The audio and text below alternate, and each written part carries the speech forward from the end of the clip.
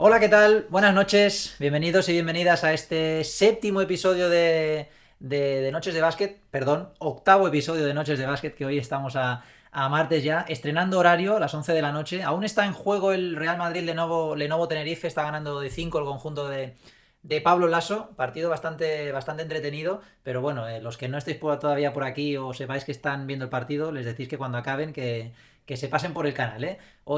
Ayer pasamos un muy buen rato con Patricia Cabrera y Paula Palomares, dos jugadoras que ya no son de Liga Femenina 2, ya son de Liga Femenina Endesa, porque ascendieron este fin de semana. Charlamos un poquito con David Sardinero, director de Gigantes de ese clásico que vivimos el domingo en el Palau. Y hoy toca hablar, pues, de baloncesto, lógicamente, de formación, de táctica y seguramente de muchas cosas más. Con un entrenador al que personalmente le tengo mucho aprecio, no solo como profesional, también siempre que hemos tratado he sentido bueno, que me ha tratado muy bien y hoy pues le agradezco muchísimo que esté aquí, además a estas horas, estrenando este horario nocturno, con nocturnidad y alevosía. Le doy paso ya. Diego Campo, Diego, buenas noches, ¿qué tal? ¿Cómo estás? Hola, buenas noches. Muy bien, gracias. Bueno, pendiente de ese partido, entre dos de los mejores equipos de la liga. Y 7-5, 7-2. Ahí está atacando el Madrid. Carroll triple.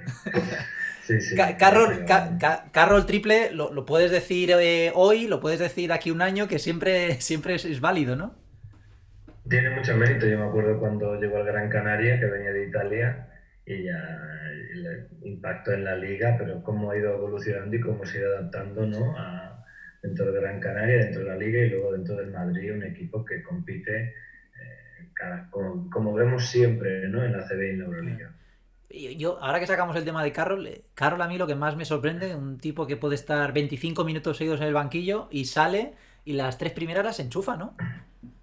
Es admirable la capacidad de concentración que tiene para estar ahí en el banquillo preparado o hay algún partido que no juegue y de repente pues está perfectamente listo para recibir y tirar. Y no solo eso, yo creo que cómo echa balón al suelo, cómo finaliza y también pues no olvidemos que a veces presiona al base, ¿no? Que Pablo Lasso lo pone a presionar al base y hace muy bien esta labor de desgaste. Mira, saludo por aquí veo que hay bastantes entrenadores de formación hoy por aquí. Veo a Alejandro Lameiro, veo a Juan Domínguez por aquí también. Buenas noches, ¿qué tal? Ya sabéis que podéis hacerle. Iba a decir cualquier pregunta, cualquier no, pero le podéis preguntar a Diego lo que queráis por el chat y yo se la trasladaré. Bueno, Diego, te quería preguntar cómo estás ahora, en qué andas leído, en qué andas leído, perdón, en qué andas metido. No estás en un equipo ahora mismo enrolado, pero bueno, ¿cómo es tu día a día ahora? Bueno, es un momento diferente porque la pandemia también afecta, ¿no? Cuando los entrenadores pues estamos en el paro, lo, una cosa positiva es poder viajar y poder ver a otros compañeros entrenar, ¿no? Pues en su momento, después de que Girona cerrase, pude ir a ver a San Antonio Spurs, ¿no? Estas son oportunidades muy buenas que tienes de aprender, pero ahora mismo esto no se puede hacer. Con lo cual, pues, bueno, intentando equilibrar la vida familiar, porque cuando estás entrenando tienes poco tiempo, o sea, que dedicándole tiempo a la familia, y luego invirtiendo mucho tiempo en ver partidos, en estudiar baloncesto y pues también en uno mismo, ¿no? Ujú. Como pues hacer deporte, estas cosas que nunca tienes tiempo y ahora puedes, bueno, pues organizarte como mejor te venga. Oye, esto de los Spurs con Popovich, claro. Sí, sí, sí, estaba, jugaba Tim Duncan, estaba por allí Oberto, fui con Pedro Martínez, sí, sí, y Antonio Maceiras. Jugar, vaya. ¿Popovich en directo impresiona igual que por televisión o no? Bueno, es impresionante cómo tienen organizado todo. Yo, la verdad es que es la única franquicia que he visto y nos echamos allí 15 días, si no recuerdo mal. Y es impactante cómo tienen todo organizado. Bueno, es de los ayudantes que tenía allí en ese momento, creo que tres, los tres que tenía son entrenadores jefes ahora mismo de la NBA, ¿no? Sí. Claro, porque Y ¿debían estar James Borrego o aún no estaba Borrego? sí, sí, Borrego Sí, era el ¿no? jefe de scouting. Ajá. Y ahora está Sí, sí. en Charlotte, sigue, creo, ¿no? Si no estoy Sí, equivocado. sí, sí, sí, Ujú. sí. Y no, es impactante y luego él como qué capacidad de liderazgo tiene, impacta también, ¿no? Y después que yo creo que trataba a los jugadores, pues muy bien, ¿no? En este muy bien yo quiero decir que siendo exigente con cada uno de manera diferente, ¿no? Pero que no se cortaba, por así decirlo.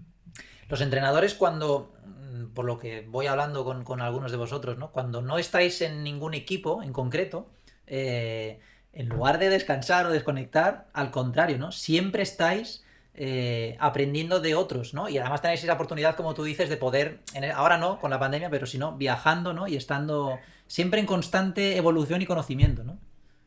Sí, claro, porque si no evolucionas, los demás te pasan, ¿no? Entonces, claro, si tú estás todo el día entrenando, viendo partidos, preparando partidos, pues estás mejorando.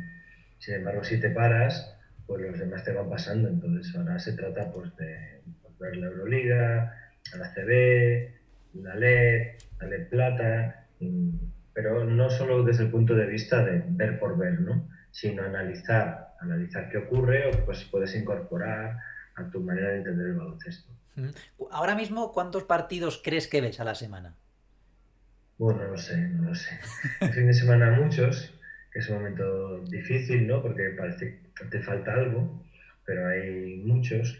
Y luego, claro, al haber tanta posibilidad de ver la BCL, la Eurocup y la Euroliga, pues muchos. A veces no los ves enteros porque vas cambiando.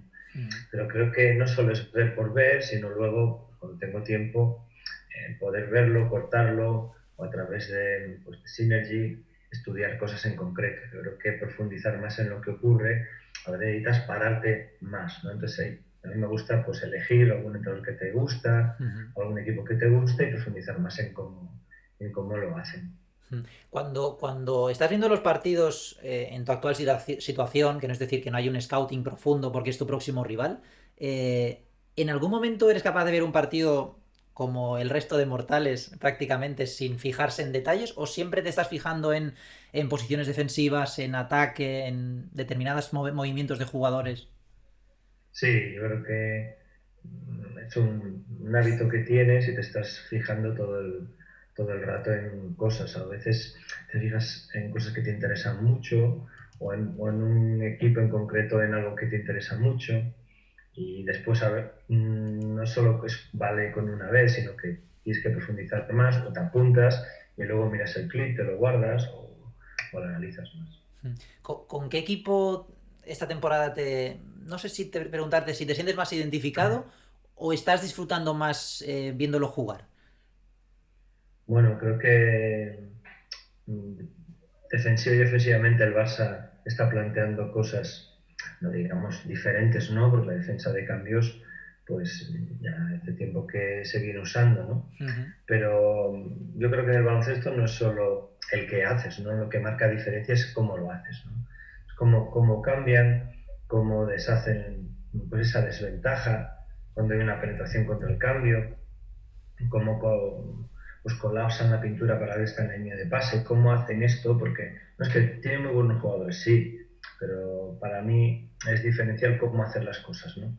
Pero esto me está gustando mucho en el cómo, ¿no? El cómo lo realizan, la velocidad, que todos lo hacen bien, no solo dos, tres, cuatro jugadores. Y luego, por ejemplo, de Barcelona es impactante el rendimiento que sacan en las situaciones después del tiempo muerto, ¿no? Está todo muy, muy entrenado, preparado y pensado. Luego hay más equipos, ¿no? La evolución del Fenerbahce a lo largo de la temporada y la evolución del entrenador, ¿no? Como llega del NBA y en la Euroliga se va adaptando y va sacando muchísimo rendimiento. Como juegan pues con dos cuatro y medios o dos cinco, ¿no?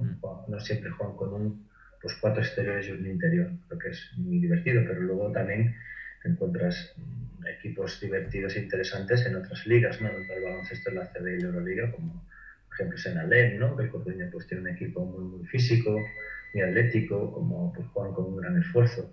Yo creo que en todas las ligas, buscando bien, siempre encuentras jugadores, entrenadores, estilos y equipos interesantes. Diego, ¿tú crees que a Kokoskov le pasó factura un poquito el... Es cierto que ha estado en NBA, evidentemente, pero el hecho de ser entrenador destacó aquí, al menos para el gran público, con ese europeo, con Eslovenia.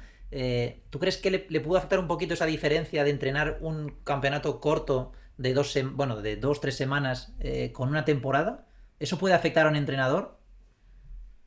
Bueno, es diferente, una selección es totalmente diferente hasta una selección de formación. Ujú, Es diferente un equipo, porque al final pues estás un mes y pico, y realmente no da tiempo a mucho conflicto, ujú. porque todo el mundo está muy motivado, todo el mundo quiere estar, y la gestión yo creo que es diferente.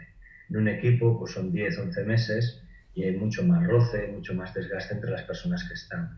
Entonces creo que las gestiones son diferentes y la forma de entrenarlos también, porque en un equipo tienes tiempo para crecer o para evolucionar cosas, en la selección no, tienes que acertar muy bien a la hora de sacar rendimiento a los jugadores.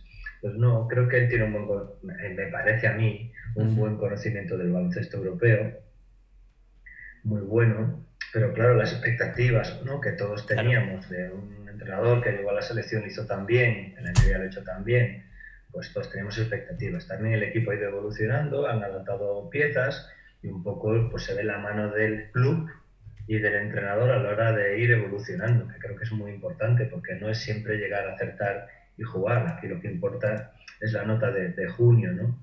Entonces me parece pues muy bien cómo han ido evolucionando como club, como entrenador, como equipo, hasta tener un rendimiento tan bueno como en esta segunda vuelta, que es impresionante. Mm. Bueno, para los que estuvieran siguiendo el partido Real Madrid-Lenovo-Tenerife, ha ganado el equipo de Pablo Lasso 84-76, así que siguen líderes con una sola derrota, ¿eh? Vaya temporada también, ¿eh? Brutal, brutal. La Y verdad es eso, y que la eso que, y eso competencia, que para algunos están en crisis, ¿no? no, no, la competencia competitiva que tienen es cada vez que hay un momento importante están ahí, ¿no? Y eso, la verdad, creo que hay jugadores que lo tienen, pero que también lo transmiten a los jugadores que llegan o vienen de formación, ¿no? Pues como Aruba, Busevich. Creo que esto es muy bueno porque se transmite.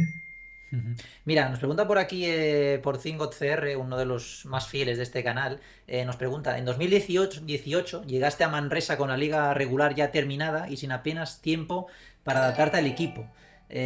¿Cómo preparaste esos playoffs en esas condiciones? Y luego te pregunta por el porcentaje de culpa, entiendo que culpa positivamente, tuvo Jordi Trias en ese ascenso. Bueno, la verdad es que fue una situación difícil porque yo estaba en Gran Canaria dando unas charlas y de repente tenía esa oportunidad, o sea, yo iba totalmente de relax y de repente no. Si quieres, pues había que decidirse pronto porque claro, el proyecto empezaba el viernes y tenía que viajar y empezar a entrenar ya. Y la verdad es que, bueno, a veces te dejas guiar solo por la intuición y con decisión rápida y el lunes por la tarde estaba entrando en Manresa. Eh, yo creo que había un trabajo bueno de todo el año y siempre lo he dicho y tiempo más tarde, después de reflexionar bastante, creo que lo que hicimos es aprovechar mucho ese trabajo bueno que se había hecho antes por los jugadores y por el staff y por el entrenador, por el Age. Y un poco, pues claro, era una situación difícil para el equipo porque empezaba el playoff y tenía un entrenador nuevo y básicamente yo creo que mi idea era no entrenarlos. Es decir, ir allí y yo querer pues explicarles mi baloncesto, cómo veía la defensa de esto, cómo veía el ataque de esto, cómo veía, porque eso era imposible hacerlo en 3 días, ¿no? Entonces, por eso digo que el trabajo era muy bueno y lo que fuimos es acotándolo, ¿no? Pues apoyándome mucho en el staff, tanto en Chedi Puyol como en Marc, como en los jugadores. Pues, por ejemplo, preguntando a los jugadores con qué sistemas estaban más cómodos para jugar, ¿no? Porque ¿qué iba a decir yo de qué se tenía que jugar o no? Pues ahí Jordi Trias, Nacho Martín, Luis Costa, pero Ife Lumber, ¿no? Pues tuvieron mucho que ver a la hora de ir, bueno, conociéndonos e ir avanzando. Hubo algún momento muy crítico, como fue el cuarto partido en Coruña, que lo teníamos la verdad es que muy mal, pero ahí yo creo que demostramos mucho carácter y lo sacamos. Yo creo que ahí es donde el equipo hizo un poco clic, cogimos confianza y eso pues nos ayudó mucho. Pero luego hay otros jugadores como Guillén Yo, que estaba en plena recuperación de una lesión y que fue vital en el quinto partido contra Melilla, ¿no? Porque bueno, empezó ya a entrar más en la rotación y en ese partido pues presionamos muy bien gracias a él. O sea que yo creo que, como siempre, es el trabajo en equipo, el liderado, ¿no? En este caso por Jordi y Nacho. Oye, ahora que mencionabas el nombre de Lundberg, claro, los que no le han seguido mucho la pista desde que se fuera de Tenerife deben pensar que cómo puede ser que haya fichado por el Chesca, ¿no? Em, Tú que le has tenido en esa etapa en Manresa, ¿qué nos puedes decir de él? ¿Te esperabas que llegase a ese nivel? Pronto no, he de ser sincero. La verdad es que le veía potencial, mucho potencial, tiene un talento físico brutal. Luego es un enamorado del baloncesto. O sea, cuando no había entrenamiento te lo encuentras allí tirando con su novia. Su novia también creo Sí, que jugaba, no sé si ahora juega. juega, Y sí. de hecho creo que jugó en Liga Femenina 2 aquí. Mm, Y bueno, tienen pasión por el juego, ¿no? Y entonces, bueno, tenía cosas que evolucionar, era su primer año en España. Y ha ido evolucionando paso a paso, como todos los jugadores y como todas las personas, con momentos buenos, con momentos malos, a veces que no te adaptas, pero sí, él yo creo que lo que tiene es que tiene talento, pasión por el juego, pero luego que no se para, ¿no? O sea, hay problemas, dificultades y él sigue. Creo que esto, como diríamos, determinación ujú. ha hecho y creer que vales ha sido muy importante para ir creciendo y estar donde está, que se lo ha ganado a pulso. Mira, nos pregunta Juan Domínguez por aquí, quedan 3 días para que se cumplan 10 años de aquel subcampeonato en Treviso. ¿Qué Sí. recuerdas de aquella experiencia? Bueno, primero te emociona solo escucharlo, porque fue un proceso muy largo, ¿no? De muchas personas, de un staff, Ujú, de unos directivos y bueno, luego este fue el momento yo creo que más importante, luego hubo más, ¿no? ujú, Pues Joan Plaza se fue y luego con Aito, pues en 2 años yo creo que volvimos todos a sentir lo mismo, ¿no? Entonces, bueno, tengo muy buenos recuerdos porque estuve allí 6 años, casi 6 años, 5 temporadas, y esa continuidad y que confíen en ti, los entrenadores que hubo, ¿no? Pedro Martínez, Joan Plaza y Aito, más pues Juan Llaneza, presidente Juan Carlos Ollero, pues me permitió evolucionar como entrenador. Entonces, pues ese momento es el culmen un poco de resultado de estar ahí. La verdad es con rabia de no haber ganado la final, ¿no? ujú, Y nosotros perdimos con Girona la final contra el Juventud del ujú, Eurocup ujú. en Turín y también perdimos esta. Bueno, cuando debe ser el único ayudante que tiene 2 subcampeonatos. Y claro, perder este año ha cambiado, esta temporada ha cambiado la regla. Ya podía haber sido antes, porque los dos finalistas juegan Euroliga. Correcto. Pero bueno, hasta esta temporada es muy jorobado perder esa final, porque Ujú, como que pierdes 2 trofeos, ¿no? ujú. Es ganar la Eurocup después de todo el año, pero clasificarse para la Euroliga. En ambos casos, creo que haber ganado esa final hubiera cambiado un poco la historia de ambos clubes. Bueno, a ver, es cierto que en el momento entiendo que eso no debe ser ningún consuelo, pero con el paso del tiempo, imagino que ese subcampeonato adquiere valor. Y mucho mérito, ¿no? Por todos los partidos, por todos los viajes, por muchas cosas. Pero sí, yo creo que en ambas noches después de perder y tiempo más tarde te das cuenta que es un momento importante. Pero oye, Ujú, también hay que aceptar que hay rivales que juegan, porque siempre hablamos de lo que haces tú. No fallamos en esto, acertamos en esto. Pero juegas contra otro equipo que también se prepara y hay unos árbitros, o sea que hay aspectos que no dependen de ti y hay otros que también se preparan. ujú. En ambos partidos, en el caso de Juventud, jugaron muy bien toda la temporada, no soy un listo yo reconociéndolo, todos los jugadores y todo lo que salió de ahí, entrenadores, y en el caso de Lunis Kazan, pues también tenían un equipazo y en ese momento jugaron mejor que nosotros, hay que aceptarlo. Pero sí te queda la rabia de hacerlo bien, hacerlo mejor, porque podía ser, nunca se sabrá, ¿no?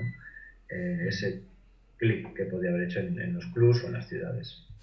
Mira, me preguntan aquí por línea interna en el WhatsApp. Dani Vidal me pregunta, que es entrenador del Famaní San Adrià, me pregunta qué valor le das al trabajo de técnica individual sin oposición en categorías altas de formación, cadete, junior. Bueno, no digo que haya que hacerlas, ni que sea bueno ni malo. Hablando de metodología, no hay ni blancos ni negros, que son muchos grises y hay que adaptarse mucho a los jugadores y jugadoras y a los contextos que tenemos. Pero yo me acerco cada día más a crear contextos a través del juego donde los jugadores vayan descubriendo y vayan cogiendo o creando ellos esas herramientas en vez de decirle haz exactamente esto, ¿no? A veces, si es verdad que necesites de 1 contra 0, 2 contra 0, pero más bien para repasar aspectos y no para introducir o aprender.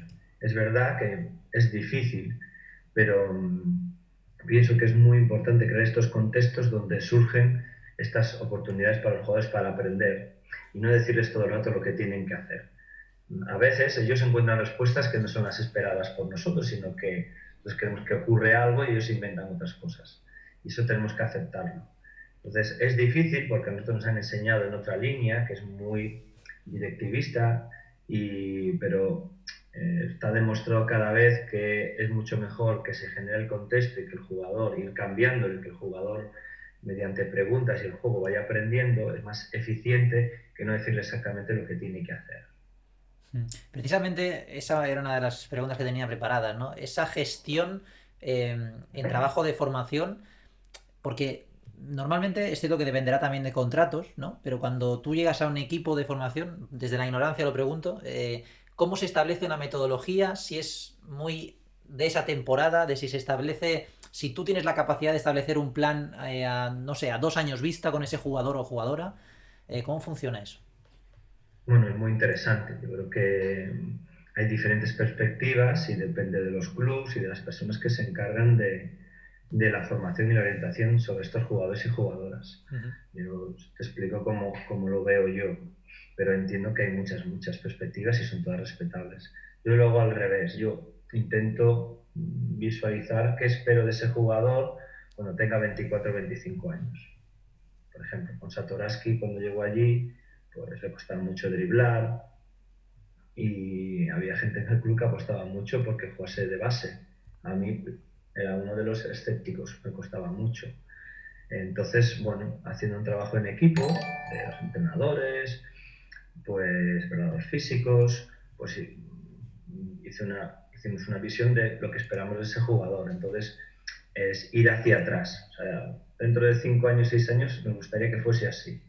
5, 4, 3, 2, 1 y dentro de una temporada lo mismo. Entonces, te planteas la meta final y luego los objetivos intermedios para conseguir esa meta final. Pero es verdad que las planificaciones no deben ser cerradas, sino que deben ser abiertas, porque los jugadores y las jugadoras evolucionan, cambian y los contextos y las situaciones cambian. Por ejemplo, pues un jugador de repente tiene unos minutos y los aprovecha muchísimo, ¿no? Entonces las expectativas cambian. O de repente va a un draft y queda un número muy alto, las expectativas cambian. O un verano va con su selección y juega muy bien. Y al revés, pues tiene una lesión, tiene un mal momento. Entonces hay que saber adaptarse a la planificación y lo que tenías pensado a lo que va ocurriendo. Y después hacer partícipe al jugador y a la jugadora. Y no solo lo que uno cree, sino que cada vez es más fundamental hacer partícipe de estos objetivos y de su carrera al que lo está desarrollando. Y creo que tener una buena comunicación y tener una buena sintonía con el jugador para ir, pues, no es decir pactando, ¿no? Sino entre varias partes, llevando lo que es la carrera y haciéndole sentir importante, pero de verdad, de que él o ella toma decisiones contigo sobre lo que quiere ser, es fundamental para que el jugador tome adherencia a ese proceso, crea en ese proceso. Oye, mira, Diego, se acaba de suscribir ahora mismo al canal alguien que creo que conoces bien, Paul Figueras. Muchísimas gracias, Paul. Buena temporada está haciendo Paul, ¿eh? Buenísima, buenísima. Otro día metió muchísimos puntos, Uh-huh. pero creo que los jugadores no siempre esperamos que hagan ya las cosas. Y, por ejemplo, por lo que veo desde fuera, ¿no? Uh-huh. Él con una muy buena personalidad y con una gran capacidad de esfuerzo y una gran actitud, donde el equipo prima sobre todo, cada vez juega con más determinación. Y eso lo da el tiempo. Entonces siempre queremos que todo sea muy rápido, pero a las personas hay que darle su tiempo y Paul es uno de ellos, ¿no? Por eso creo que es fundamental que las competiciones, pues tanto de formación como las competiciones aquí en España, FEP, sean buenas y que los jugadores vayan jugando y dejar su tiempo, porque cada uno tenemos nuestra evolución y nuestro momento, y él ahora mismo pues está en un gran momento que espero que, y estoy seguro que seguirá, ¿no? Que seguirá evolucionando y probablemente tenga algún momento malo, como todos, pero creo que es un buen ejemplo para entender que no todas las carreras son vertiginosas, ¿no? Pues como pues Rudy, Ricky, pues ahora mismo pues Volmaro, que pasa de un segundo equipo al primer equipo. No, la realidad de la mayoría de los jugadores que llegan es otra, que van poco a poco. Gracias a Paco Domínguez por ese follow que nos acaba de dar también. Justamente, Diego, a raíz de lo que comentas ahora bueno, de que las carreras no son vertiginosas, ¿no? Yo creo que aquí seguramente nosotros tenemos algo de culpa también en querer correr demasiado. Las redes sociales no contribuyen seguramente a ese tema. Yo, por ejemplo, me viene a la cabeza, aparte de los nombres que has comentado, ¿no? Me viene a la cabeza Sasha Besenkov, ¿no? Viene muy joven a Barcelona como MVP de la Liga Griega. Aquí es cierto que justo llega en un momento en el que el Barça deportivamente no tiene sus mejores resultados. Y claro, ahora ha vuelto a Grecia, en el Olympiacos, esta temporada. Es cierto que a nivel de resultados tampoco le ha ido muy bien al equipo de Barsocas, pero Besenkov sí que ha dado un pasito adelante, yo creo, como jugador, ¿no? Y yo creo que ahora está en 25 26 años. Y claro, uno puede pensar, nada, es que Besenkov ya no sirve, ¿no? Para Euroliga. Y claro, si miras el DNI dices, bueno, a ver, cuidado, es que aún le queda toda la carrera por delante, ¿no? Eh, Esto del correr, yo creo que es un tema a tratar, ¿no? Bueno, las expectativas son fundamentales, pues el entorno genera expectativas y ahora de nada vale hablar que de si las redes sociales, los medios, bueno, esto de una manera o de otra siempre ha existido, es que ahora es todo más público, más patente, pero es difícil, ¿no? Para los jugadores tener que se generen expectativas y a veces no, que a lo mejor el problema es cuando expectativas están fuera de tu alcance. Si tú tienes buenas expectativas y vas cumpliendo, pues perfecto. Pero también hay jugadores que tienen un sueño y eso moviliza todo su esfuerzo, eso también es bueno. O sea, yo tener jugadores que quieren el NBA, mientras sean realistas de que eso es un sueño y que es a tantos años y que puede ser o no, pues eso te da mucha energía para trabajar cada día. O sea, entre los jugadores que tenían eso entre ceja y ceja y querían llegarlo y por eso, porque tenían ese sueño, eran capaces de entrenar cada día y no tener días de descanso, ¿no? Eso es fundamental, pero cuidar las expectativas de cara a 2 meses, 3 meses, 5 meses es básico. Yo creo que ahí es fundamental el entorno cercano al jugador y la cabeza, ¿no?, del jugador. Entonces los que estamos en el club o alrededor de ellos tenemos que ir trabajando también este aspecto. Mira, justo David Lopes ahora se acaba de suscribir con Prime, muchísimas gracias. Y mira, ha entrado Marc Castillo, imagino que te debe sonar. Dice, buenas noches, muy educado Marc, como siempre. ¿Qué necesita un jugador salido de junior, de la categoría junior, para sobrevivir en el baloncesto profesional? Realmente la pregunta viene como anillo al dedo a lo que estábamos hablando ahora de los jóvenes. Bueno, es una buena palabra, sobrevivir. Yo creo que paciencia, paciencia.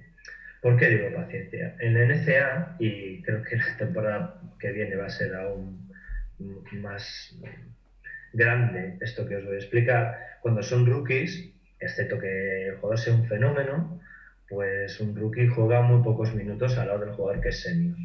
Entonces, dentro de esas 4 temporadas, que evidentemente hay jugadores que no las cumplen porque son muy buenos, hacen una y ya pasan a NBA o lo que sea, o 2, pero la mayoría de los jugadores de momento, hacen las 4 temporadas. Entonces, todos entendemos y entienden que van escalando en su protagonismo y en su rol dentro del equipo y que se lo tienen que ganar, cosa que también es muy importante. Pero ¿por qué hacen eso los entrenadores? Y hacen eso en los programas, porque consideran que un chico de 18 años aún no está preparado para competir, ¿no? Cuando están compitiendo ya al máximo para ganar, pues con los de 22. Entonces nosotros consideramos que cuando un chico pasa a tener 18, 19 años y está preparado para competir con un jugador que tiene 30 años. Y eso da igual la categoría que sea. No, pero es que no, da igual. Porque el jugador que tiene 30, 29, 28 años y tiene mucha experiencia, pues esa experiencia le facilita a la hora de competir, pues rendir mucho más que ese niño que aunque tenga muy buenas aptitudes y una muy buena actitud, necesita de esa experiencia y ese proceso.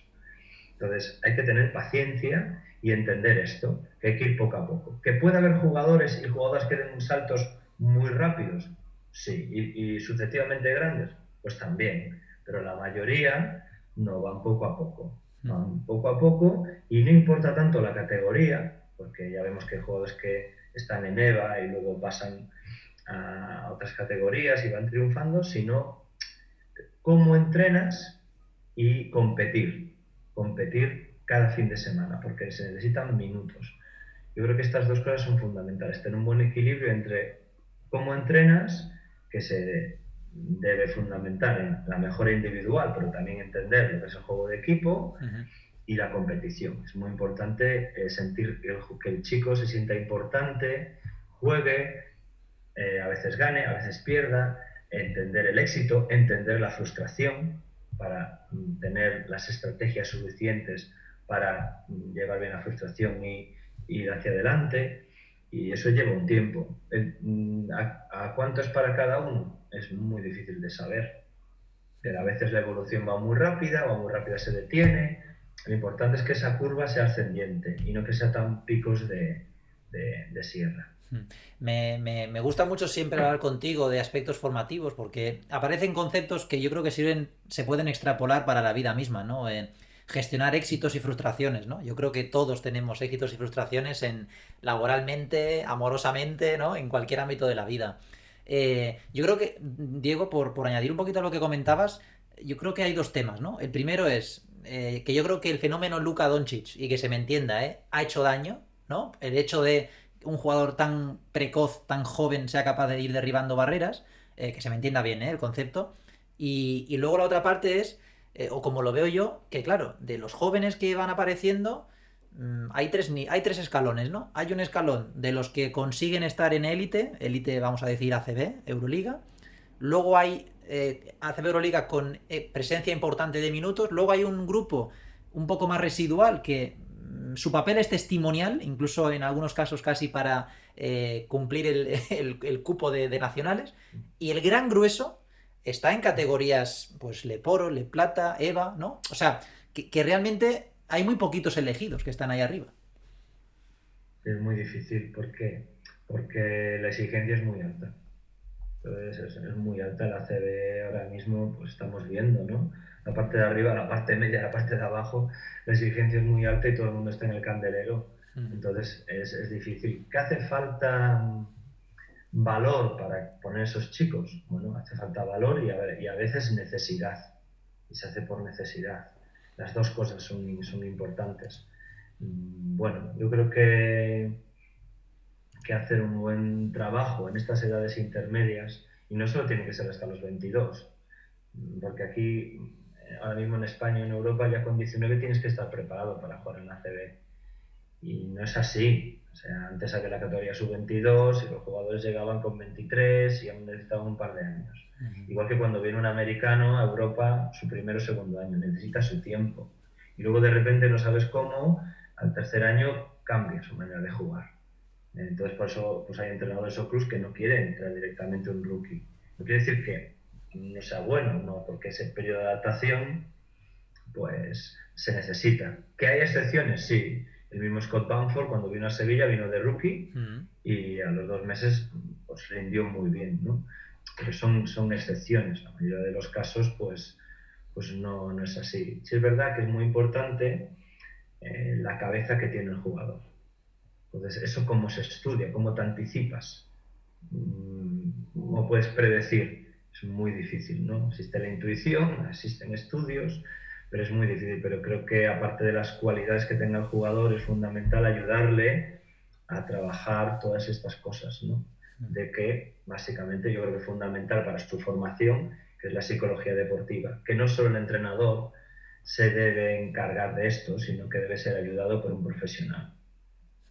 Mira, a raíz de esto que comentas, Diego, pregunta Alejandro Lameiro, muy cortita y al pie, dice, entonces, ¿a favor o en contra de la creación de un circuito sub-20?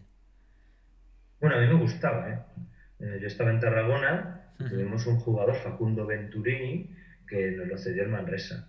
Ajá. Entonces me acuerdo que Debió ser la primera vez que había, el primer año que había circuito, que a veces jugábamos los viernes y iba directamente a jugar sábado y domingo con el Manresa. Ese era un poco el pacto. Y me acuerdo de ir a verlo y ahí salieron muchos jugadores.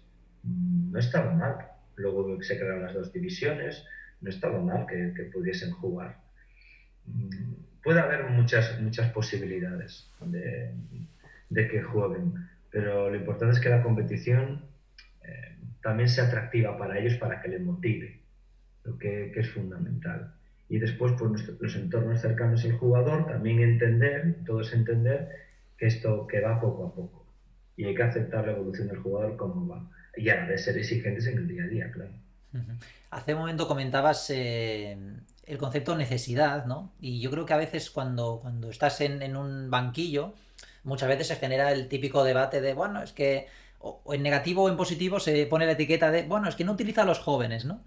Y a veces también yo creo que no nos ponemos en vuestra piel de pensar que dentro de si no hay necesidad de utilizar a los jóvenes, hay una realidad que duele a más o duele a menos, que son los resultados, ¿no? Bueno, has dicho una palabra muy interesante, que es la palabra etiqueta. Entonces, a veces etiquetamos a los jugadores y el problema de las etiquetas es que la propia persona se crea esa etiqueta. Entonces, nos autoetiquetamos y es muy difícil salirnos de esa etiqueta. Y yo creo que es uno de los problemas a veces del jugador joven, que se le pone una etiqueta, no es que este no defiende, no es que este no tira. Hombre, 17 años, 18 años es muy difícil encontrar un jugador que esté por encima del 40% en el tiro de 3 puntos. Que pueda haberlo, sí, pero que el jugador va mejorando, va evolucionando. ¿Por qué? Porque es una cuestión del número de tiros que tú haces en tu vida. Pues va evolucionando. Hay excepciones, pero si fuésemos siguiendo tiradores, pues van evolucionando en su carrera deportiva. Entonces, tener cuidado con las etiquetas que les ponemos y convencer al jugador en autoetiquetarse e ir un poco al margen e ir creciendo es fundamental. Y con los entrenadores pasa lo mismo. ¿Qué ocurre a veces? Que yo considero que el jugador joven se lo tiene que ganar. Entonces, poner a un jugador cuando quedan 3 minutos, el partido está ganado o perdido, puede estar bien, pero creo que es, para mí, mi proceso de sacar a un jugador es cuando se ha ganado, que salga en el minuto 7, en el minuto 6, en el campo que sea, ¿no? Con el partido igualado. Y eso lleva a un proceso. Entonces, hay que esperar. Y el jugador que tiene muchas ganas, pues tiene que entender que lleva un proceso. Entonces, claro, el tema es no ponerles obstáculos, pero no coger la valla y bajársela para que pase el jugador. Porque en el fondo le estamos haciendo mal al jugador. Si entonces debutar a un jugador en la ACB que realmente creemos que no tiene futuro ACB, o a un jugador se lo facilitamos mucho, al final lo que estamos es fastidiándole su carrera posterior. Entonces, a veces, claro, estos procesos están diseñados o pensados y todos queremos que vaya más rápido, pero los que están en el día a día deberían ser los que realmente lo tienen claro, porque lo que quiere el entrenador de un club es sacar a los jugadores y ganar, quieren las dos cosas. Mira, me pregunta aquí Tre Castro, si no lo estoy leyendo mal, si crees que la actitud de los jóvenes ha cambiado respecto a años atrás, refiriéndose, dice, a la actitud de esfuerzo y sacrificio. No, no los que yo he entrenado. Sé que se dice esto y lo decimos, pero hay realmente pues, los últimos jugadores jóvenes que he entrenado, en Zaragoza o en Barcelona, eran muy trabajadores, ¿eh? Y tenían muy claro dónde querían ir y tienen muy claro dónde quieren ir. No hace falta que ponga nombres más conocidos o menos conocidos. Pondría que todos lo tienen muy claro y saben de la dificultad, que es importante. Estos jugadores saben que es muy difícil y sacrifican muchas cosas por intentarlo. Pero es que tienen pasión por el juego, sacrifican estudios, sacrifican familias y por más o menos dinero, porque Sí, sí. entrar a valorar cuánto vale esto es difícil. Pero si yo veo muchos sacrificios y veo los juegos que yo entrenadora, claro, es verdad que necesitan motivación y necesitan tener un motor que te mueve a eso. Entonces, para mí es fundamental las personas que están cerca, los entrenadores. Y para mí tienen mucho mérito los entrenadores que tienen infantiles, cadete, junior, que la mayoría de veces no son profesionales, estudian y van a entrenar, trabajan y van a entrenar y no lo hacen por dinero también. Y estos entrenadores que también decimos que no son muy buenos, pues sí que son muy buenos y sí se esfuerzan mucho por querer ayudar a estos chicos. Entonces yo sí veo que hay mucho movimiento, tanto lo que es de clubs, entrenadores, padres, que son fundamentales para llevar a traer a los niños, y de los jugadores. Lo que pasa es que, bueno, siempre comparamos con el pasado y siempre parece que en el pasado pues yo me esforcé más, que yo no tenía WhatsApp, yo no tenía, bueno, Claro.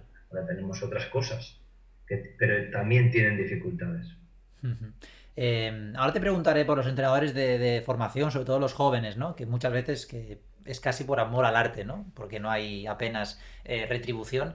El propio Trecastro hacía una otra pregunta. Claro, tú hablabas de ahora de varios personajes, ¿no? Jugadores, padres, entrenadores. A medida que se acerca la élite, también se introducen los agentes, ¿no? Y Trecastro pregunta, ¿cuánto daño pueden llegar a hacer los agentes a los jugadores jóvenes? No hacen daño y también ayudan mucho, porque como en todos los casos hay agentes que diseñan bien la carrera del jugador y entienden, desde mi punto de vista, que lo importante es que el jugador gane el mayor dinero posible en muchos años, no mucho dinero en poco tiempo. Ujú. Entonces, sí, yo creo que también hay que entender que es la actuación de jugadores agentes y entonces por eso hay las prisas. Eso, hay que entender las partes de los negocios, pero creo que hay agentes que lo tienen muy claro y ayudan mucho a los jugadores, están muy preparados y cada vez en este sentido pues se va mejorando. Ahora, claro, que cada vez haya más intervencionismo de agentes antes en la carrera del jugador, pues no debería ser muy bueno, ¿no? Los jugadores deberían estar un poco más tranquilos. Pero también hay que entender que si los van captando antes, el que espera pues se quedará sin ellos. Con lo cual se crea una competitividad previa, eso también hay que entenderlo. Pero es muy importante que todo el entorno del jugador está alineado hacia lo mismo. Y esto es un poco lo que a veces no ocurre, ¿no? Que pues el club, los padres, a la que falla el discurso un poco alineado, es muy difícil para el jugador entenderlo y estar trabajando ahí al día a día. Para mí eso es lo más difícil. Pero hablamos de que hay agentes que pueden perjudicar la evolución del jugador, pero también hemos de decir que hay agentes muy buenos que ayudan al jugador. Y en momentos malos y en las lesiones, porque nos olvidamos de esto, ¿no? Que los jugadores se lesionan, están años parados y hay que ayudarles muchísimo. Y esto yo los conozco. Sí, sí, totalmente. Bueno, no todo es blanco o negro, ¿eh? Hay escala de grises siempre en la vida. Diego, sé que hay mucha gente que nos está viendo ahora y que es de un perfil joven, entrenadores y entrenadoras jóvenes. Eh, es un momento complicado. Bueno, no controlo cada comunidad autónoma qué reglas ha tenido, pero al menos aquí en Cataluña han estado muchos meses sin poder entrenar. Eh, sí que es cierto que los entrenadores, y yo siempre es algo que realmente aprecio mucho, ¿no? Que compartís conocimiento con una facilidad espectacular. No solo los que están un escalón por debajo, los de la élite también lo hacéis. A mí eso siempre me ha sorprendido gratamente. Pero ¿qué mensaje tienes para todos esos entrenadores jóvenes que están ahí picando piedra con los más pequeños en un momento como este que es complicado, no solo económicamente, sino también el hecho de incluso no poder planificar, no poder entrenar? La verdad es que en los últimos meses, casi es un año, es admirable. Porque claro, estar haciendo entrenamientos por Zoom y ven entrenamientos por Zoom, no era de repente a todos los niveles, ¿eh? Sí, sí, Se sí. confinan, entrenamiento por Zoom, y los jugadores vengan a entrenar ahí, y los entrenadores vengan, los entrenadores que hacen la sesión de programación física y se la preparan y preguntan, es admirable. Igual que los clubs, el seguir y buscando soluciones y no pararse y no rendirse. La verdad es que eso demuestra que para nuestra sociedad es muy importante el deporte como lo es realmente, ¿no? Porque es salud, al final el deporte es salud y educación. Y el comportamiento en este caso que estamos hablando, de los entrenadores es admirable, porque no lo hacen la mayoría por el dinero. Y aunque se haga por el dinero, creo que factor determinante, que es el querer ayudar a los jugadores y a las jugadoras. Y eso se nota, y en estos momentos se nota aún más. Ujú. Bueno, entramos en la parte final de la charla, porque sé que es tarde y tampoco quiero tener aquí yo a Diego hasta hasta las tantas. Te quería preguntar por... Tú has estado entrenando a chicos más jóvenes, a equipos de categorías inferiores, y has estado en la élite, ¿no? En varios equipos. Yo te quería preguntar, cuando entras a un vestuario, la gestión de grupo, el liderazgo que tú determinas hacia los jugadores, si cambia mucho, si realmente eres el... Entiendo que el mensaje es distinto porque las edades cambian, ¿no? Y también los egos. ¿Cómo se gestiona todo eso a nivel de liderazgo y de gestión de egos, que en los jóvenes también los hay? Sí, porque son personas y tienen sus egos y a veces, depende de la edad, hasta se está formando su personalidad o acabando de formar. Cada sitio es diferente. Creo que hay que entender que cada contexto Ujú. no es que determine, pero condiciona mucho cómo te has de comportar o cómo has de entrenar o qué metodología usar. Eso por un lado. Segundo, los objetivos. Los objetivos que tenga el jugador y que tenga el club, porque el equipo al final está dentro de un club, porque no es el objetivo del equipo, del entrenador, no es algo más. Estas dos cosas son fundamentales y condicionan mucho. Y luego los medios que tengas, de los jugadores y las jugadoras que tengas, pues qué objetivos tienen. Creo que estas tres cosas son fundamentales para llevar por un camino u otro. Y esto sucede en formación y sucede en rendimiento. Hay que adaptarse muy bien. Entonces el entrenador que es capaz de adaptarse a esos contextos, de tener la experiencia, yo creo que tener esa experiencia que desarrolla mucha intuición, porque la clave es anticiparte a lo que sucede, pues son los que pues camaleónicamente se van adaptando y van pues leyendo todo esto y adaptándose a lo más importante, que es lo que el equipo necesita. Porque el entrenador, lo importante es que le dé al equipo lo que el equipo necesita, que le dé a la persona lo que la persona necesita. Y tener ese estudio, pero también esa intuición basado muchas veces, claro, los jugadores que pasan a ser entrenadores tienen esta intuición muy desarrollada. ¿Por qué? Porque han vivido en el vestuario mucho y esto pues lo huelen. De los entrenadores a base de ser ayudante, de trabajar, de experiencias, también lo tenemos que desarrollar porque eso permite anticiparte. Entonces, quizás en rendimiento sea muy importante que los roles estén muy claros, pero convencer a los jugadores de, de cuál debe ser su rol, porque todo esto por imposición funciona difícilmente, ¿no? Está claro que todo por imposición puede funcionar en un corto periodo de tiempo, pero después, cuando pasan 3, 4, 5 meses, esto se va deteriorando y no funciona así. Entonces, convencer a los jugadores, entender la necesidad del entrenador, creo que estas dos cosas son claves. En formación, que hay que adaptarse bien, es vital ayudar al jugador a mejorar. Es decir, entender que la competición es importante, porque joder, es que ser competitivo, saber rendir en momentos de estrés también es formación. Hay que ser competitivo, pero lo importante es cómo llegamos a ese momento o cómo desarrollamos ese momento. Voy a poner un ejemplo. ¿Quién saca de bando de fondo en un equipo junior o cadete durante los 40 minutos? Él o la que saca muy bien, entonces siempre sacan dos, o sacan todos. Entonces habrá alguno que saca mal que nunca sacará. Con lo cual, ese nunca saca. Entonces, yo creo que Ni va a no. aprender. Claro, y la van a perder. Entonces, todos deberían sacar para aprender. Ahora, ¿qué sucede cuando llegue ese momento, ¿no? De competitividad máxima de estrés? ¿Qué hacemos? ¿Saca el que sabe sacar o no? Bueno, es un buen debate. Pues a lo mejor no hay que llevar esta coherencia al extremo. En ese momento puede sacar el que creemos que saca bien. Pero hay momentos para todo, pero ya por lo menos han aprendido a sacar durante todos los entrenamientos y todos los partidos, pero a veces sucede que hay alguno que no saca nunca, ¿no? Este que no saque, o el mismo se autoetiqueta, entonces nunca aprendes. Creo que esto es fundamental, que es ayudar al jugador a mejorar. Y hay unos mínimos que debemos conseguir en todos los jugadores. Y entender que hay jugadores que tienen más aptitudes, otras menos aptitudes, pero a mí me da igual, porque es fácil entrenar al jugador muy bueno.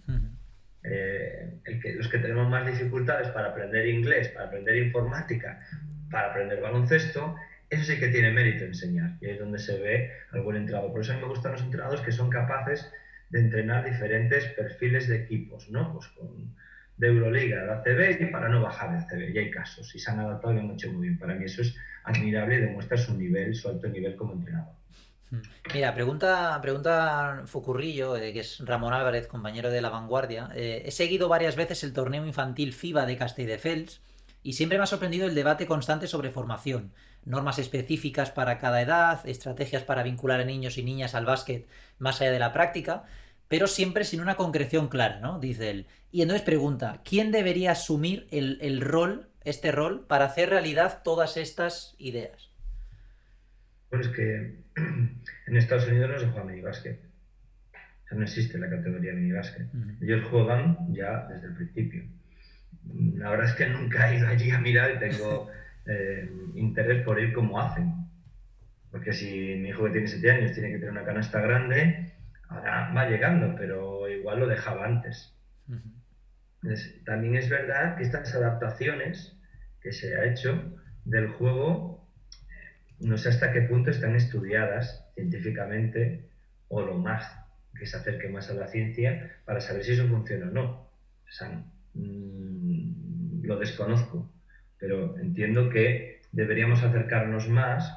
Yo creo que ahí los organismos que se encargan del desarrollo del baloncesto pues pueden ir avanzando y seguro que irán avanzando a la hora de estudiar qué necesita pues cada etapa formativa, ¿no? Porque claro, el paso, por ejemplo, de minibásquet de segundo año a Levin de segundo año, que tira muy bien una canasta que le es súper fácil, el balón que le es súper fácil, de repente cuando pasan a preinfantil, pues ya hay jugadores que juegan en el campo grande y con el balón grande. Y a veces hasta, depende de la regla y la comunidad, 10 minutos seguidos. Cuando les es imposible. O sea, yo veo que la mayoría de los entrenadores tienen tiempo muerto para el minuto 5 para descansar. Entonces, claro, ese proceso está bien. Yo creo mucho en las fases intermedias. Por ejemplo, cuando esto lo he hecho varias veces en mi vida, independientemente del nivel. Cuando están en su segundo año alevín, a partir de enero o febrero, ir subiendo la canasta. Ir jugando con diferentes balones. También hay una influencia importante hoy en día que la variabilidad, es decir, jugar con diferentes balones, diferentes canastas, todo esto ayuda a la formación. Entonces, creo que por un lado, mucha variabilidad y por otro lado, tener muchas fases intermedias que al jugador, sobre todo al jugador, le guste, es decir, no se frustre, no llego hasta aquí. Claro, si un jugador no mete, cuando son preinfantiles y en femenino pasa mucho más. O sea, con ese pedazo de balón pasar ahí, pues se frustran y es normal que abandonen. Y lo que nos interesa es que no, que tengamos muchos practicantes. Pero no solo para que la cúspide de la pirámide llegue a los mejores, y que no, sino por práctica deportiva, ¿no? Por educación y por salud. Entonces, que sean unas fases intermedias bien estudiadas y de verdad estudiarlas bien, yo creo que es fundamental. Y hoy en día, en España tenemos en los centros universitarios verdaderos buenos investigadores. Y yo creo que aunando todo ese esfuerzo, que es lo que pasa un poco en España y en Europa, aunar esfuerzos, ¿no?, en la misma línea, pues la Euroliga, la FIBA, la Federación Española, la ACB, aunando todo eso, yo creo que el baloncesto evolucionará.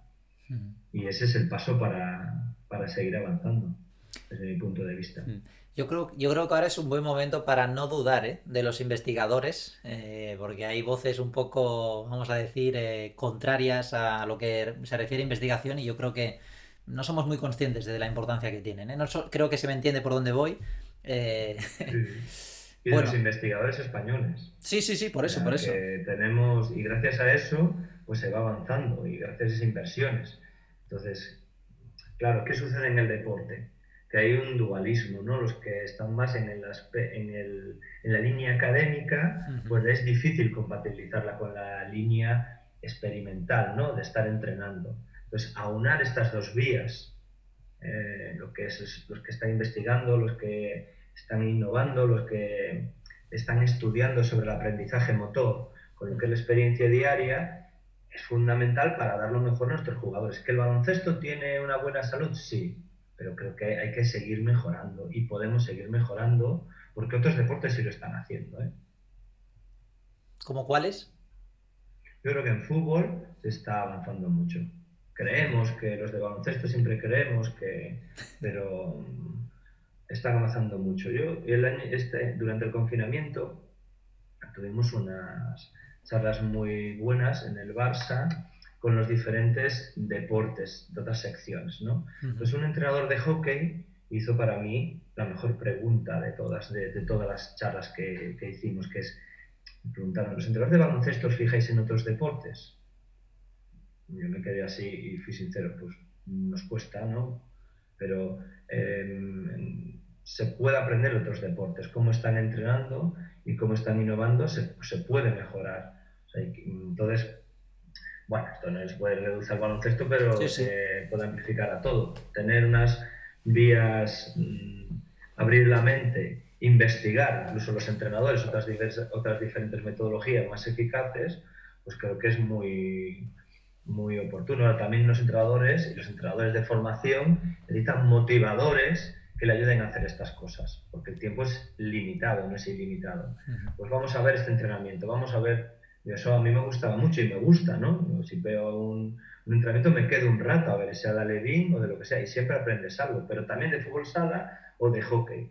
Yo creo que en balonmano también se está mejorando mucho lo que es la metodología y experimentando, y en baloncesto pues también, pero creo que se puede hacerlo más. Y no mirarnos tanto el ombligo, quizás a veces, ¿no? Bueno, sí, pero eso pasa en todo, ¿no? Claro. Pero tener la capacidad de ser humilde, pero a la vez la determinación y la confianza en uno mismo, pues este mejunje, este batido es básico. Pero a mí me preocupa mucho los entrenadores de formación y quién les ayuda a estar motivados, a hacer otro curso, a ahora entrenar.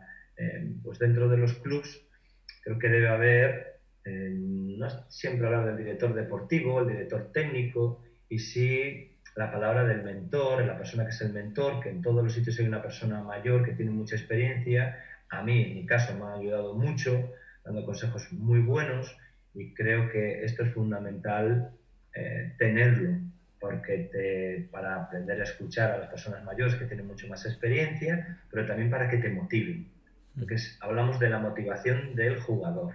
Evidentemente, hay una motivación intrínseca y hay una motivación que puede ayudar el entrenador y una motivación extrínseca. Pero dentro del entrenador también puede haber personas que ayuden a motivarlos. No para ser un entrenador mega bueno del Barcelona, o del Madrid, sino para pues estas cosas que estamos haciendo y llevarlas a la realidad. Y eso yo creo que necesita alguien que te demuestre aprecio, que te demuestre interés por enseñarte, que esté contigo. Ahora que mencionabas mentores, se me viene a la cabeza, por ejemplo, Miquel Nolis en el Sant Josep, que ayuda bastante. Bueno, ahora está en el San Adrià. Ahora está en San Adrià ya. Sí, con Iván Corrales entrando en el infantil. Pues Ajá. yo, para mí, pues yo lo haré, pero invito a muchos entrenadores a ir allí a verlo entrenar. Entiendo que es muy difícil, ¿eh? Sí, sí. Porque, pero claro, ¿a cuántos jugadores? Yo he entrenado a jugadores que ha entrenado él. Claro. Y siempre le preguntaba por ellos. Y he tenido la oportunidad de invitarlo a un entrenamiento y ir a comer con él. Y claro, para mí estas personas son referentes, porque se han dedicado toda la vida a formar jugadores y encima tienen esa experiencia. Pues preguntarles, pero a veces nos da vergüenza. Pero siempre hay un Miquel Nolis en todos los sitios donde vivimos. Sí, señor. Por cierto, me estoy acordando ahora de Xavier Añoa, que ha publicado ya en Twitter que ha vuelto a casa, que tuvo una caída en bici y se hizo, bueno, bastante pupa, pero bueno, creo que está en casa y bien y estoy seguro que en nada ya le vemos por ahí escalando. Mira, Diego, pregunta Guri Jeller, si no pronuncio mal, nos da las buenas noches, un placer escucharos. Más allá de lo que es puro baloncesto,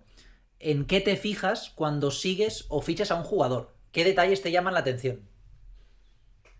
Pues verlo en directo es fundamental y ahora no se puede, pero ¿por qué los scouts están tan preocupados de venir y de ver los juegos en directo? Porque cambia mucho. Entonces, sobre todo los hábitos que tiene el jugador, las actitudes que tiene el jugador, la educación que ha tenido el jugador. Esas cosas que no salen en la estadística, ni en Synergy, ni en todos los softwares del mundo, eso es determinante. Y es en lo que debemos hacer un buen trabajo, ¿no? Porque estas cosas luego son muy difíciles de cambiar. Ujú. Se puede, si el jugador quiere, seguro, pero lleva tiempo. Entonces, es fundamental que todo esto encaje con lo que nosotros necesitamos, como nuestro equipo, como nuestro grupo, como nuestro club. Entonces, vuelvo a lo mismo, ¿no? Todo lo que es la gestión emocional, todo lo que son los hábitos de trabajo, todo lo que son las actitudes, todo lo que son sus entornos. Esto hay que hacer una buena investigación para saber si eso encaja en lo que tú necesitas. Y eso, ¿cómo se hace? Pues evidentemente, desde ver entrenamientos y partidos en directo y investigando y preguntando directamente. Lo que esto es en lo que es fundamental y diferencial, porque ver al jugador, analizar sus estadísticas, pues hoy en día ya no es como antes, ¿no? Que era muy difícil conseguir una estadística o conseguir un partido. Ahora no, esto es fácil. Lo otro, para mí, es diferencial porque es lo más difícil de cambiar y lo más importante, este aspecto, ¿no? De aquí para aquí. Ujú. Sí, sí, porque además cuando se produce un fichaje, ¿no? Unos y otros al final acabamos comentando, bueno, este sí, tira bien de tres, tal, y luego olvidamos toda la parte, pues, de cómo reacciona ante la frustración que hablábamos antes, ¿no? Cuando no encadena buenos resultados, cómo reacciona él como jugador o como jugadora, ¿no? Y claro, yo que a veces he hablado con alguna gente, no voy a decir el nombre porque tampoco hace falta, y me ha contado un poco el funcionamiento de cómo consigue a un joven para su empresa, para su agencia, vaya. Claro, te sorprendes, ¿no? De todo el trabajo que hay detrás, antes de hacer la típica firma y ya está. Bueno, ellos tienen un trabajo muy grande porque hay una gran competitividad, que es lo que te decía antes. Eso también hay que entenderlo. Pero aparte luego hay que hacer. Es muy importante que todos hagamos un buen trabajo porque son personas y son personas muy jóvenes.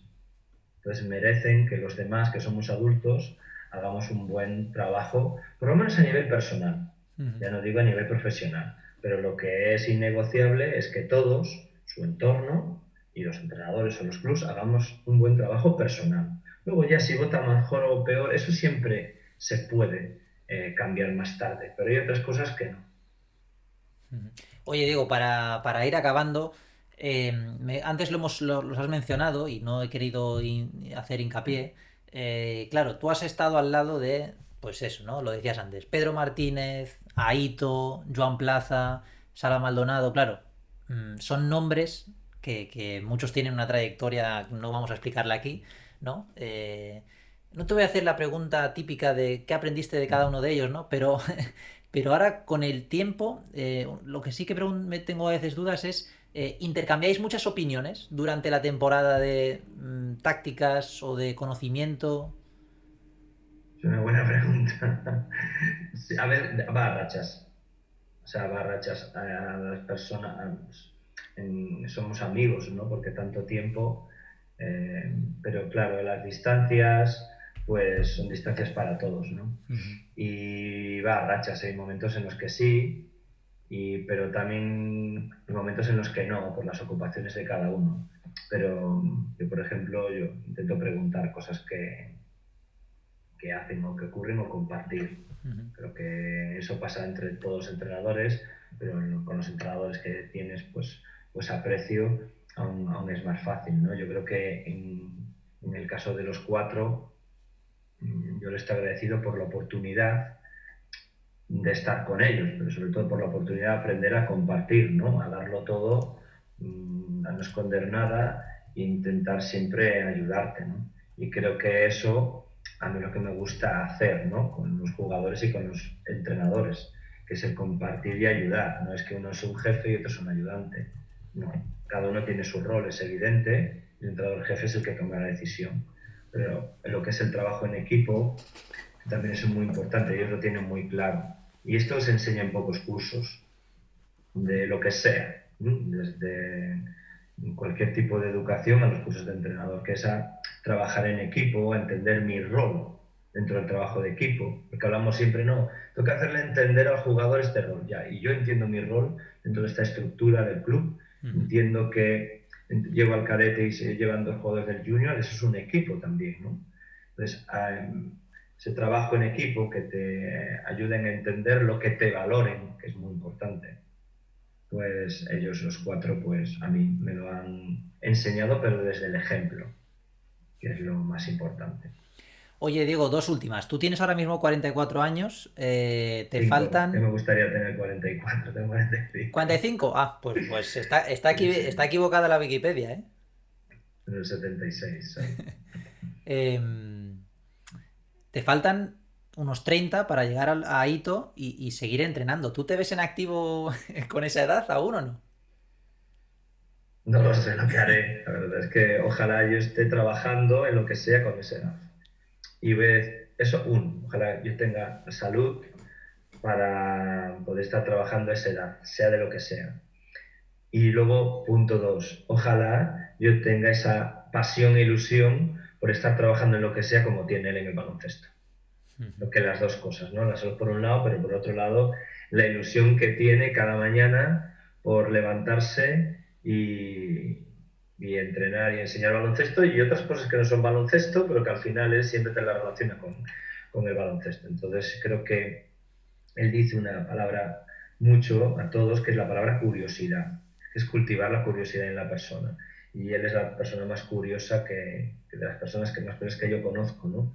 Y siempre está, bueno, investigando, averiguando, preguntando y tener esa ilusión por aprender a su edad y con todo lo que es él digámoslo, con todo lo que sabe y no solo de baloncesto, pues es, bueno, es todo un ejemplo, ¿no? Como persona y entrenador y ojalá yo tenga pues esa ilusión y esas ganas a esa edad de, bueno, realizar el trabajo que sea. Porque hoy en día también es difícil de estar en el mismo trabajo y de la misma manera toda la vida. Creo que esto ha cambiado y que quiere adaptándose a las necesidades y a lo mejor no estás trabajando siempre lo mismo, fluctúas y tener esa capacidad también es importante hoy en día. Mira, ahora justo por WhatsApp me ha escrito Guri Geller diciéndome que es Oriol Comas, entrenador que está en México con Paco Torres. Mira, me pregunta Paul Figueras que expliques la anécdota de Aito con los aviones. ¿Cuál de ellas? No sé. No No, sé no, qué. no sé a cuál se refiere. No sé a cuál se referirá Paul. Dile que te. No sé, no sé, ahora mismo me ha pillado. Tiene una buena memoria, Paul. No Bueno, sé. Diego, yo te voy a hacer la última y despediremos por hoy. Te voy a hacer un poco pensar y. Ya sé cuál es. A ver, ¿cuál es? ¿Cuál es? ¿Se puede contar? Bueno, no sé, ya se puede contar. Eh, eh, él siempre intenta ser el primero. Entonces intenta estar de primero y salir de primero. Sí, sí, Me mira, está justo, transmitiendo. justo Paul lo ha puesto ahora, ¿no? Siempre intenta ser el primero embarcando. Sí, pero bueno, por muchas cosas. Pero en el fondo, por muchas cosas, como es. Pero en el fondo, lo que transmite es eso, ¿no? Eh, Ser el primero. Diego, te voy a hacer yo la última. Es una pregunta complicada, entiendo que a veces cuesta mojarse en estos temas, ¿no? Pero en toda tu trayectoria, si tuvieras que hacer un quinteto de los... No tiene por qué ser los mejores jugadores que ahora sean los mejores, ¿eh? Un quinteto con el que tú dirías ahora, mira, con estos 5 yo me voy a la guerra. Ya sé que te irías con muchos más, ¿eh? Yo lo sé. Pero si tuvieras que elegir un quinteto... Muy, muy difícil, ¿eh? Va, si quieres te dejo, si quieres Bueno, te dejo... yo hago uno así sin pensar, porque claro, tendría que pensar Diego, mucho. si quieres te dejo que no sean las posiciones tradicionales. ¿No? Si te ayuda un poco. Yo hago uno y luego, no sé, así jugadores por ejemplo, jugadores que me ha impactado su talento. Su talento es que le explicas una cosa y ya lo hacen. Margasol. Margasol. Mm. Tenemos el pivot. Bueno, diría, me ha impactado su talento. Pero en aquel año en Girona es que no paraba de entrenar. Está todo el día entrenando.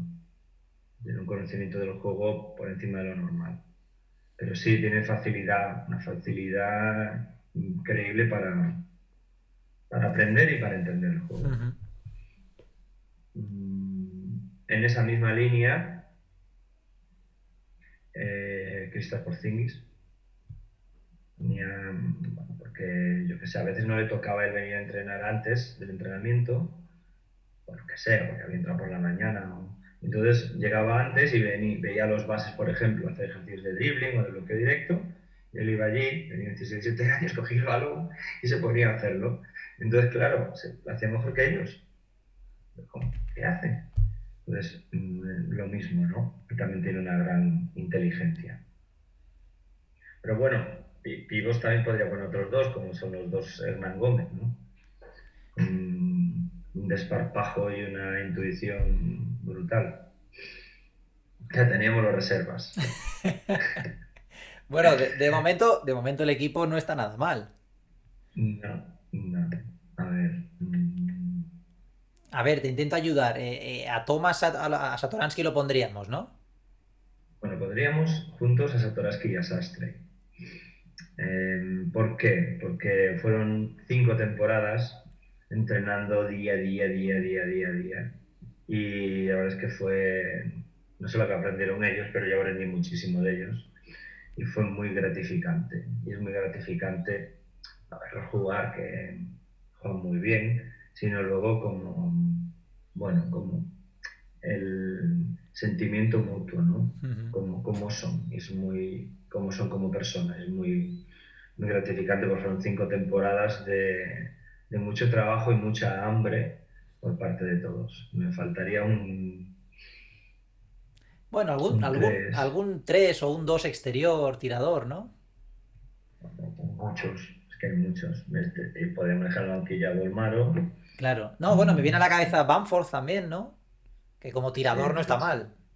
y tiene mucho mérito en su vida también. Ujú. Mucho mérito todo lo que ha pasado. Pero otro jugador que con él me iría siempre es Beka Burjanache. Me iría siempre con él porque también ha tenido una vida Sí, digna de leer, que sí, está sí. escrito, y ahora ha pasado un momento malo, como todos tenemos, ¿no? Pero que estoy seguro que va a volver donde se merece. Y yo creo que es una persona también muy, muy, muy trabajadora y que siempre va a estar ahí. Pero hay muchos más jugadores y jugadores y jugadoras que he entrenado, ¿no? Ujú. Que a lo mejor no tienen, son tan conocidos, porque siempre hablamos de los conocidos y a mí me gusta Claro. acordarme de los desconocidos.